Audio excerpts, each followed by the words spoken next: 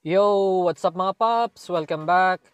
So ngayon sa wakas at nakarating na rin tayo dito sa may Lucky Bay. Itong Lucky Bay nga pala sa mga hindi nakakaalam, ito yung #1 best beach in the world mga paps. Hindi totoo talaga mga paps, akala nyo nagbibiro ako.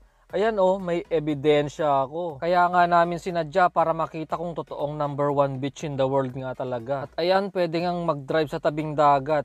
4x4 nga lang ang pwede. Naka all-wheel drive tong RAV4.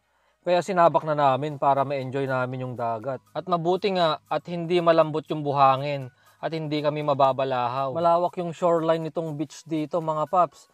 Kaya maganda mag-drive parang highway. Tsaka para di na kami magbitbit ng mga gamit namin. Tsaka doon pa parte yung maganda. At may sisilungan na rin kami kapag sobrang init na. Gaya nila, ginawa ng tent yung sasakyan. At ayan mga paps, moment of truth na to, wag na nating patagalin pa. Sangkaterbang picturan muna bago magbasa. Ayan, nagsiset up na si Kams. Lintik na tubig naman yan mga paps, oh. Tignan mo yung kulay. Blue-green na hindi mo alam oh. Tsaka yung buhangin talaga mga paps, puting-puti para talagang polvo. At tignan nyo yung tubig, halos walang alon, parang nasa swimming pool lang oh. Tsaka tignan nyo mga paps oh.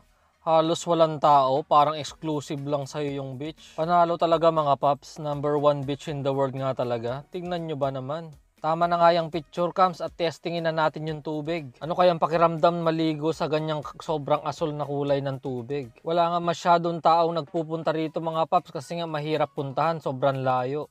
Pero sinasabi ko nga mga paps, kahit sobrang layo, worth it talaga. Hindi totoo talaga. Sa dami na ng beach na napuntahan ko dito sa iba't ibang lugar sa Australia, ito talaga yung #1. At #1 nga din sa lamig ng tubig. Ang lamig mga paps. Bakit kaya ganun ang dagat? Kapag mainit ang panahon, malamig yung tubig sa dagat. Tignan nyo naman yung tubig mga paps. Kulay turquoise, ayun yung tamang term. Walang edit-edit yung video na yan mga paps. Natural na kulay yan. Tis ganda lang talaga mga paps. Sobrang ganda talaga. Pero ang hirap maligo, sobrang lamig din. At bawat hampas nga ng alon, parang sinasabuyan ng malamig na tubig galing sa ref. Hanggang ganyan na lang ang ligo namin ni Kams, hanggang baywang lang. Sobrang lamig Pinark nga lang namin yung sasakyan sa may tapat para pag ayaw ng maligo, pwede nang magpalit ng damit. Kasi pansin ko kami lang talaga yung naliligo At tignan nyo tong buhangin no, sobrang pino para talagang pulbo.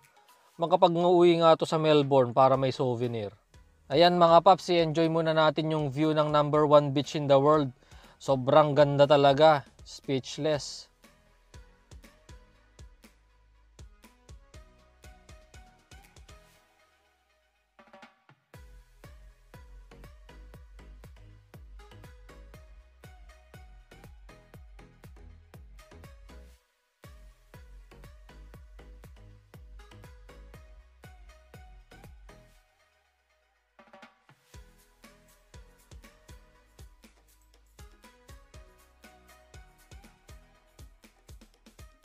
At ayan si Kams, mukhang hindi na giniginaw.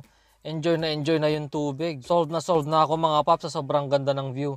Kahit hindi na ako maligo. Taga-video na lang muna ako ni Kams tapos magpapalipad ako mamay ng drone. At may mukhang batang ayaw ng umahon. Enjoy na O ayan mga paps, hanggang sa susunod muli.